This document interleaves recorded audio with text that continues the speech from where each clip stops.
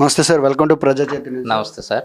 Sir, అసలు ఈసారి ఈ సార్వత్రిక ఎన్నికలు ఇంకొక 6 రోజుల్లో రిజల్ట్ కూడా తెలియబోతుంది. అసలు ఈసారి జగన్ గారు గెలుస్తారని జగన్ గారు చెప్తున్నారు ఆల్రెడీ. ఇటుపక్క టీడీపీ కూటమి గెలుస్తుందని టీడీపీ నాయకులు చెప్తున్నారు. అసలు ఈసారి 2% ఓట్ షేరింగ్ కూడా పెరిగింది. అసలు దేనికి సార్ ఎవరు గెలిచే అవకాశాలు ఉన్నాయి? అసలు ఒకటి సార్, ఏదైనా ఒక ప్రజానాయకుడు గెలవాలంటే సార్ ఫస్ట్ విశ్వసనీయత అనేది ఇంపార్టెంట్ సార్. మనం జగన్మోహన్ రెడ్డి గారిని చంద్రబాబు నాయుడు గారిని కంపేర్ చేసుకుంటే, చంద్రబాబు నాయుడు గారికి ఫస్ట్ ఆయన మీదకి ఆయనకు విశ్వాసం లేదు. ఒకటి, ఆయన మీద ఆయనకు విశ్వాసం లేకపోవడం వల్ల తనతో పొత్తులు ఎవరు పెట్టుకుంటారని 2 సంవత్సరాల నుంచే ప్రయత్నం చేశాడు. అది ఒకటి డ్రాబ్యాక్. రెండోది ఏమంటే సార్, పొత్తులు పెట్టుకున్న విధానం. చంద్రబాబు నాయుడు గారు 2018లో బీజేపీతో పొత్తు పెట్టుకున్నారు. అదే అప్పుడు గెలిచారు. 2018లో అగైనెస్ట్ మోడీ మాట్లాడారు. 2014లో బీజేపీతో పొత్తు పెట్టుకుని మోడీని రానియకపోవడము, ఆయనకు అగైనెస్ట్గా మీటింగ్లు పెట్టడం, ఇదంతా జరిగింది సార్. ఆ తర్వాత రాహుల్ గాంధీని భుజాన ఎత్తుకున్నారు. 2 రాష్ట్రాల్లో తిరిగారు. ఇప్పుడు 2024 వచ్చేటప్పటికి రాహుల్ గాంధీ గారిని దించారో చెప్పలేదు, మోడీ గారిని మళ్ళీ ఎత్తుకున్నారు. సో మళ్ళీ ఒకవైపు పవన్ కళ్యాణ్ తీసుకున్నారు. ఈ క్రైటీరియా అంతా జనాలకు ఏం అవగతమైందంటే, ఈయన కేవలం తన పదవి కోసం మాత్రమే ప్రయత్నం చేస్తున్నారు, ప్రజల కోసం కాదు అనేది క్లారిటీగా అర్థమైపోయింది సార్. సో అందువల్ల ఆయన మీద ఆయనకు విశ్వాసం లేదు, ప్రజల మీద విశ్వాసం లేదు. జగన్మోహన్ రెడ్డి గారిని 2019లో 151 సీట్లు అత్యధిక మెజార్టీతో ఇచ్చి గెలిపిస్తే, ఏ రోజు కూడా ఒక ప్రతిపక్ష నాయకుడిగా జగన్మోహన్ రెడ్డి గారిని కనీసం అభినందించాలన్న ఆలోచన కూడా ఒక ప్రతిపక్ష నాయకుడిగా 14 సంవత్సరాలు ముఖ్యమంత్రిగా చేసిన వ్యక్తికి రాలేదంటే అంతకంటే దౌర్భాగ్యం ఇంకోటి ఉండదు సార్. అదొకటి. ప్రజలు ఇవన్నీ గమనిస్తూ ఉంటారు సార్. సో ఆయన మీద విశ్వాసం లేదు చంద్రబాబు నాయుడు గారికి, ప్రజల మీద విశ్వాసం లేదు, పొత్తు పెట్టుకున్న పార్టీల మీద కూడా విశ్వాసం లేదు. పార్టీలతో పొత్తు పెట్టుకున్నారు, మళ్ళీ తన మనుషుల్ని అవతలికి జంప్ చేయించి వాళ్ళకి టికెట్లు ఇప్పించుకున్నారు. అంటే తన మీద విశ్వాసం లేదు, ప్రజల మీద విశ్వాసం లేదు, పార్టీల మీద విశ్వాసం లేదు. ఇంకా పదవిలోకి ఎలా వస్తారండి? సింపుల్ లాజిక్ సార్ ఇది. తర్వాత మనం ఓట్ షేరింగ్ కూడా చూస్తే, గతంలో 80% అయింది సార్, ఇప్పుడు 82కి పెరిగింది. మహిళలు అత్యధిక శాతం ఓటింగ్లో పాల్గొన్నారు సార్. మహిళలకు జగన్మోహన్ రెడ్డి గారు చేసినంతగా ఏ ప్రభుత్వం చేయలేదు సార్. 34 లక్షలు ఇల్లు ఇచ్చారు, జగనన్న విద్యా దీవెన వాళ్ళ అకౌంట్కి వేస్తున్నారు, అమ్మఒడి వాళ్ళ అకౌంట్కి వేస్తున్నారు, చేయూత వాళ్ళకి వేస్తున్నారు. కాబట్టి మహిళలను రాజకీయ పరంగా కూడా అనేక పదవులు, హోమ్ మినిస్టర్గా చేశారు. సో ఈ రకంగా సార్ మహిళలకు పెద్దపీట వేసిన ముఖ్యమంత్రి జగన్మోహన్ రెడ్డి గారు. మహిళల ఓట్లు గతంలో చూస్తే 6 లక్షల ఓట్లు పెరిగాయి సార్. 6 లక్షలు అంటే ఒక్కో నియోజకవర్గంలో యావరేజ్గా 5,000 ఓట్లు ఎక్కువ పెరిగాయి. సో ఇదంతా కూడా ఖచ్చితంగా జగన్మోహన్ రెడ్డి గారిని గెలిపించడానికి పాజిటివ్ సంకేతం సార్. వాళ్ళకై వాళ్ళు ఏం అట్రిబ్యూట్ చేసుకున్నా మహిళల ఓట్లు పెరిగాయి కాబట్టి మాకేస్తారండి. ఎందుకు వేస్తారండి? 23 సీట్ల నుంచి 100 సీట్లకి ఎందుకు తీసుకెళ్తారు సార్ చంద్రబాబు నాయుడు గారిని? ఏమంత వేవ్ ఉందని, ఏమంత గాలి ఉందని తీసుకెళ్తారు సార్? 151 సీట్లు వచ్చిన జగన్మోహన్ రెడ్డిని ఎందుకు 100 సీట్లకు తీసుకొస్తారండి? ఏం చెరువు చేశారు? ప్రజలకు ఏం నష్టం చేశారని? ఆ తర్వాత మన సంక్షేమ పథకాలు ఆపిన తీరు సార్ అత్యంత దౌర్భాగ్యమైన పరిస్థితి. ముసలాళ్ళ పింఛన్లు ఆపమని లెటర్ పెట్టారంటే నిమ్మగడ్డ రమేష్ అనే వ్యక్తి, ఎంత దౌర్భాగ్యం సార్.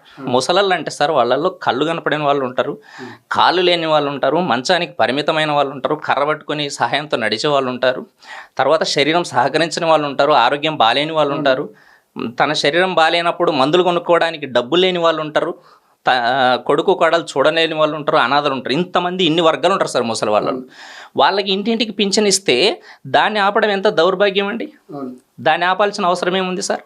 ఇప్పుడు ఏదైనా ప్లస్ ఇంటూ ప్లస్ అయితే సార్, ఈయన మొత్తం మనము చంద్రబాబు నాయుడు గారి ఆయన ప్రచార శైలి కూడా చూసుకున్నా కూడా విష ప్రచారం. విషాన్ని ఎప్పుడు ప్రజలు అంగీకరించరు సార్, అమృతాన్ని అంగీకరిస్తారు. ఆయన విషం చెమ్మడం వల్ల ఏమైందంటే రోజు రోజుకు ప్రజల్లో నెగిటివిటీ క్రియేట్ అయింది సార్. ఈయన ఎందుకు జగన్మోహన్ రెడ్డి గారు ఇలా తిడుతున్నారు, ఇన్ని మంచి పథకాలు చేసిన మనిషిని ఎందుకు తిడుతున్నారని ప్రజల్లో కసి పెరిగింది సార్. పేదవాళ్ళు కూడా మన పల్లెటూరులో చూస్తే సార్ పేదవాళ్ళు కూడా బ్రహ్మాండంగా ఓటింగ్ చేశారు. కానీ వాళ్ళు బయటకు చెప్పలేదు సార్, అక్కడున్న పరిస్థితులను బట్టి బయటకు చెప్పలేదు. 13వ తారీఖు ఓటింగ్ వేస్తే 20వ తారీఖు వరకు కూడా మనకి ఎగ్జిట్ పోల్ ఏమనేది అందలేదు సార్. 20 తర్వాత క్రమక్రమంగా ఒక్కొక్కరు బయట చెప్పడం స్టార్ట్ చేశారు. 20 తర్వాత గణనీయంగా జగన్మోహన్ రెడ్డి గారికి మెజారిటీ పెరుగుతూ వస్తుంది మన ఎగ్జిట్ పోల్స్లో సార్. సర్వేలో కూడా చంద్రబాబు నాయుడు గారు ఓడిపోతున్నారు అని కూడా రావడం కూడా జరుగుతుంది. ఎంతవరకు నిజం అంటారు? సార్ 100% సార్, అదే చెప్పాను సార్. ఆ ఓటింగ్ జరిగిన రోజు వాళ్ళు జబ్బలు జరుచుకున్నారు. వాళ్ళకి ఏదో అందరు కామ్గా ఉండడం వల్ల వాళ్ళకి ఏదో గణనీయమైన మెజారిటీ వస్తుంది, మహిళలందరూ వాళ్ళకి వేసారని చెప్పి. ప్రజలు ఎందుకు కామ్గా ఉన్నారంటే సార్, పల్లెటూరులో ఏమవుతుందంటే ఈక్వేషన్ ఒక్కోసారి అందరితో అవసరాలు ఉంటాయి పేదవాళ్ళకి, అందువల్ల వాళ్ళు బయటకు చెప్పలేదు. అన్ని కులాల్లో పేదవాళ్ళు ఉన్నారు sir, SC ST BC OC అన్ని కులాల్లో ఉన్న పేదవాళ్ళకి జగన్మోహన్ రెడ్డి గారు మంచి చేశారు. అందువల్ల ఖచ్చితంగా పేద ప్రజలందరూ జగన్ వైపుగా నిలిచారు సార్. జగన్ అన్న ఖచ్చితంగా ముఖ్యమంత్రి కాబోతున్నారు. అందులో ఏమాత్రం వీళ్ళు ఎవరు అడ్డుపడినా కానీ ఏ యాంగిల్ ఆలోచించినా, వాళ్ళ సంక్షేమం వైపు ఆలోచిస్తారా, అభివృద్ధి వైపు ఆలోచిస్తారా, గత పరిపాలనను ఆలోచిస్తారా, ఏ రకంగా ఆలోచించినా కూడా, ఏ యాంగిల్ 360 degrees యాంగిల్లో ఆలోచించినా ఒక సాధారణ మనిషి ఖచ్చితంగా జగన్ అన్నకే ఓటేశాడు సార్. అయితే ఇక్కడ బొత్స సత్యనారాయణ గారు జూన్ 9వ తారీఖున ప్రమాణ స్వీకారాన్ని కూడా చెప్పారు. కానీ ఇటుపక్క గంటా శ్రీనివాసరావు గారు కానీ, లేదంటే ఇక్కడ మన త్రిబులార్ అంటారు, ఆయన కూడా 9వ తారీఖునే ఇటుపక్క చంద్రబాబు నాయుడు గారు కూడా ప్రమాణ స్వీకారం చేయబోతున్నారని వాళ్ళు కూడా చెప్తున్నారు. అసలు ఎవరిని మాట నమ్మాలంటారు సార్? వాళ్ళ క్రెడిబిలిటీ లేని నాయకులు. గంటా శ్రీనివాసరావు గారికి టికెట్ ఎప్పుడు కన్ఫర్మ్ అయింది సార్? ఎలక్షన్కి 10 రోజుల ముందు కన్ఫర్మ్ అయింది. త్రిబులార్కి ఎప్పుడు కన్ఫర్మ్ అయింది సార్? వారం రోజుల ముందు కన్ఫర్మ్ అయింది. వాళ్ళ టికెట్లు ఏంటో వాళ్ళకి తెలియదు. త్రిబులార్ గెలిచారు. ఎప్పుడు వచ్చారు? ఆయన నియోజకవర్గానికి ఎంపీగా గెలిస్తే 5 ఏళ్ల తర్వాత మళ్ళీ ఎలక్షన్కి వచ్చారు. ఎలక్షన్కి వెళ్ళిపోయి మళ్ళీ ఎలక్షన్కి వచ్చారు. సో అలాంటి వాళ్ళ విశ్వసనీయత లేని వాళ్ళ గురించి మనం కంపేర్ చేయడం, జగన్మోహన్ రెడ్డి గారి గురించి వాళ్ళు మాట్లాడడం అనేది మన విలువ తగ్గించుకున్నట్టు అవుతుంది సార్. ఎట్టి పరిస్థితుల్లో వాళ్ళు 360 degrees యాంగిల్స్లో ఏ రకంగా ఆలోచించినా, అది అభివృద్ధి, సంక్షేమమా, లేదంటే గత పరిపాలన, లేదంటే భవిష్యత్ పరిపాలన, ఏ రకంగా ఆలోచించినా కూడా జగన్మోహన్ రెడ్డి గారు ఖచ్చితంగా సీఎం అవబోతున్నారు సార్. ఇది 100% సార్. అంటే ఇక్కడ మనకి ఏంటంటే, ఇప్పుడు జగన్ గారు సీఎం అవుతారని మీరు చెప్తున్నారు, కానీ దాడులు ఎందుకు వస్తున్నాయి? ఇక్కడ దాడులు జరగడం, విధ్వంసాన్ని క్రియేట్ చేస్తున్నారు, అది ఎందుకని? అది ఓర్చుకోలేక సార్. ఇప్పుడు గతంలో ఏమైందంటే కొన్ని ఊర్లలో కొంతమంది ఆధిపత్యం ఉంది సార్. ఇప్పుడు మనం మాచర్ల తీసుకుంటే అక్కడ ఎక్కువ చంద్రబాబు నాయుడు గారికి సంబంధించిన క్యాస్ట్ ఆధిపత్యం ఉంది. లోయర్ క్యాస్ట్లో ఎవరు కూడా గతంలో ఓటింగ్కి వచ్చేవాళ్ళు కాదు, వీళ్ళే ఓట్లు వేసుకునేవారు. ఈ రోజు చూస్తే మహిళలు పెద్ద ఎత్తున ఓటింగ్కి వచ్చారు. ఆ ఏరియాలో వాళ్ళని ఓటింగ్ రాకుండా అడ్డుకున్నారు. వాళ్ళ ఓటింగ్ వస్తే ఖచ్చితంగా జగన్కి వేస్తారనే విషయం వాళ్ళకి తెలుసు. తెలియడం వల్ల వాళ్ళని అడ్డుకున్నారు. అడ్డుకోవడం వల్ల అడ్డుకొని దాడులు చేశారు. మీరు ఎందుకు వస్తున్నారని దాడులు చేశారు. సో అయినప్పటికీ కూడా వాళ్ళు పెద్ద ఎత్తున కూడా ఓటింగ్ వేశారు. జగన్మోహన్ రెడ్డి గారి మీద అభిమానంతో జగన్మోహన్ రెడ్డి గారిని గుండెల్లో నిలుపుకొని వాళ్ళు ఓటేశారు సార్. సో ఇదంతా కూడా మనకు పాజిటివ్ సంకేతమే సార్.